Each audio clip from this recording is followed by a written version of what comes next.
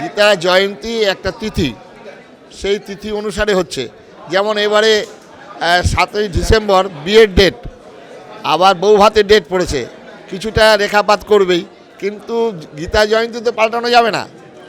সেই রকম এটা কেউ রাজনৈতিক উদ্দেশ্যে চিন্তা ভাবনা করবেন, কেউ বা বলবেন গীতার প্রচার হচ্ছে, কেউ বা বলবেন সাধুরা নিজেদের প্রচার করছেন, নানাভাবে প্রচার হবে, নানা দৃষ্টিভঙ্গি। অন্ধের হস্তি দর্শন, ঠাকুর রামকৃষ্ণদেব বলছে অন্ধের হস্তি দর্শন। কেউ বা মনে করবে এটা ওয়াল, কেউ বা মনে করবে এটা পিলার, কেউ বা মনে করবে লেজ দেখে দড়ি, আর তার বডি দেখে মনে করবে এটা ওয়াল। অন্ধের হস্তি দর্শনের মতো অবস্থা। এবং রাজ্য সরকারের তরফ থেকে কি কোনো সুবিধা পরিষেবা এগুলো কোনো না, রাজ্য সরকার তো বিভিন্ন জায়গায় পুলিশ প্রশাসন ভালো সাহায্য করছেন। আমাদের যে রথ যাচ্ছে, আমি যেখানে যাচ্ছি পুলিশের গাড়ি থাকছে, পুলিশ সাহায্য করছে, নিঃসন্দেহে এটা একটা ভালো দিক।